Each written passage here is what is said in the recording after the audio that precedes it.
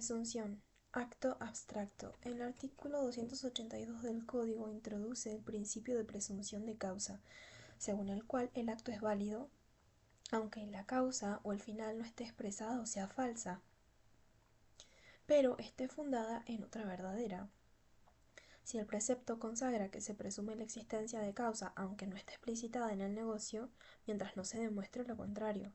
Por otro lado, el mencionado artículo establece que el acto es válido sin importar que la causa sea falsa si ésta se funda en otra verdadera, de tal forma que la falsedad de la causa no provoca por sí misma la invalidez del negocio, sino que invierte la carga de la prueba.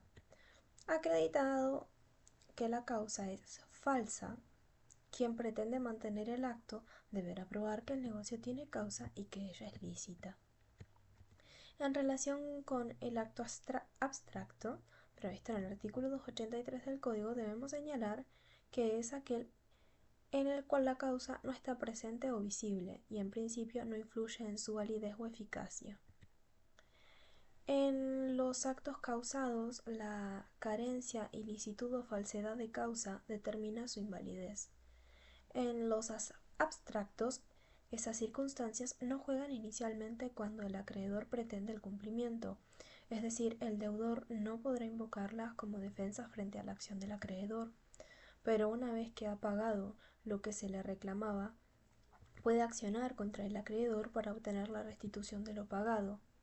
No se trata de que el acto abstracto carezca de causa fin, sino que lo relativo a ella no obsta al éxito de un reclamo del acreedor fundado en un título suficiente, lo que será debatido con posterioridad e independientemente de aquel reclamo. Se cita como ejemplo el caso del firmante de un título circulatorio comercial, como un cheque, pagaré o una acción de sociedad anónima, especialmente cuando son al portador, cuya negociación se efectúa en instrumentos en los que consta la causa y su circulación va a tener eficacia con prescindencia de la causa. En relación con la forma, la forma, como elemento esencial del acto jurídico, es el modo de exteriorización de la voluntad o de las voluntades jurídicas en el elemento exterior y sensible por el que se manifiesta el contenido inmaterial orientado a producir efectos jurídicos. La forma, en sentido estricto, que puede ser impuesta o legal, es el conjunto de prescripciones que la ley respecto de las modalidades que deben observarse en la celebración de ciertos actos jurídicos bajo la pena de invalidez.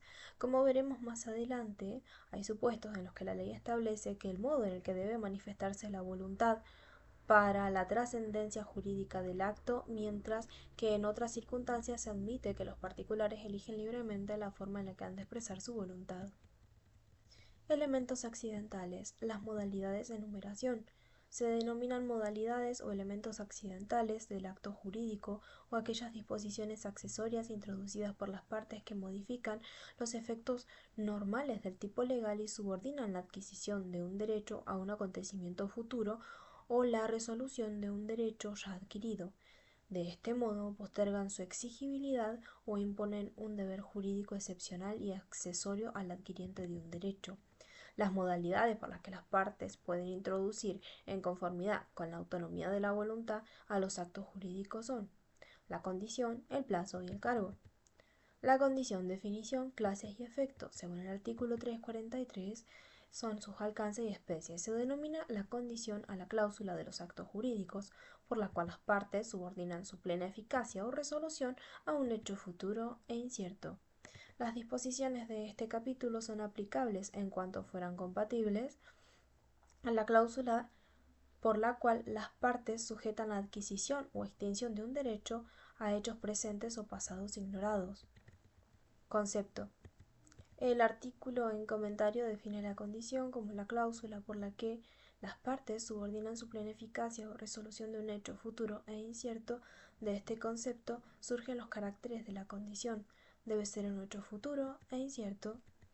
El acontecimiento al que se subordina la eficacia o la resolución de un derecho ya adquirido debe ser incierto, contingente, que puede o no llegar a suceder, que es una característica esencial y propia de la condición que la distingue del plazo, que es también un hecho futuro, pero necesario o fatal.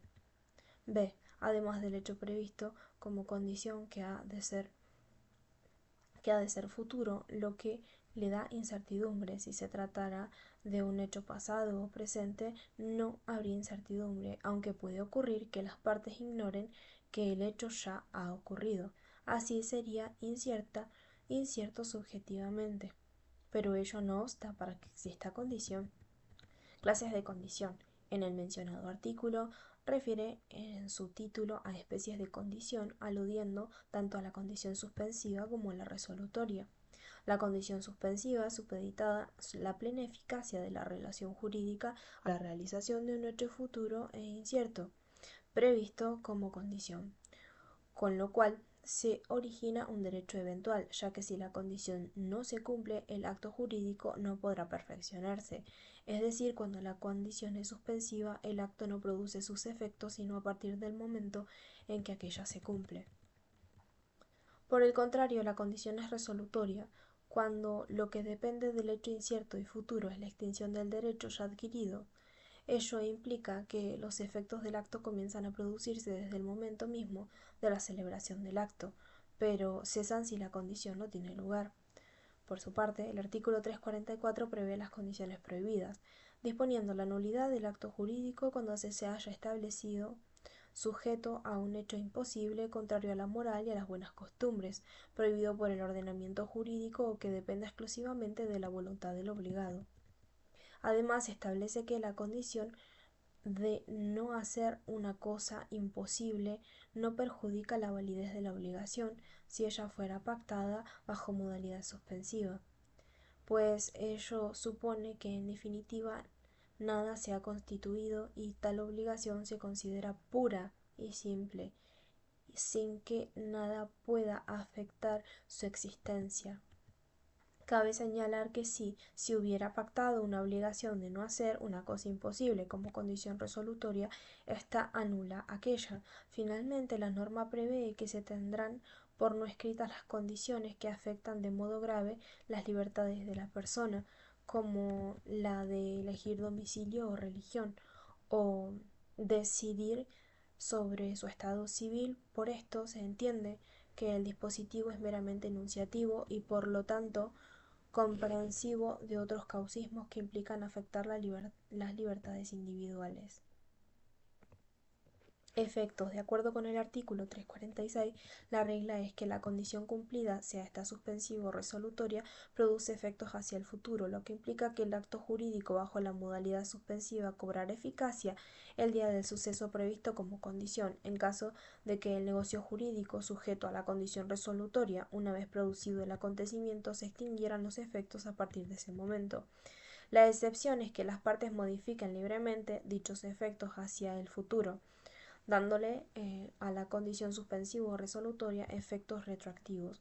Conforme con el artículo 348 del Código, el cumplimiento de la condición suspensiva convierte en puro y simple el derecho del acreedor.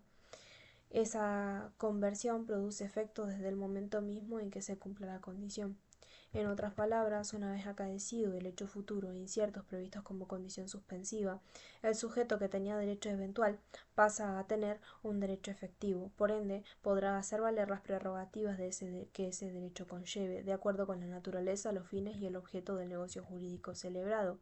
En tanto que en el caso del acto sujeto a una condición resolutoria, con esta cumplida, se produce el aniquilamiento del derecho constituido, es decir, desaparecen los efectos jurídicos del negocio para el futuro, en virtud del artículo 346 del cuerpo legal y consecuentemente la otra parte pasa a ser titular de un nuevo derecho, pudiendo exigir todas las facultades que ese derecho le genera, de acuerdo con la naturaleza, los fines y el objeto del acto jurídico.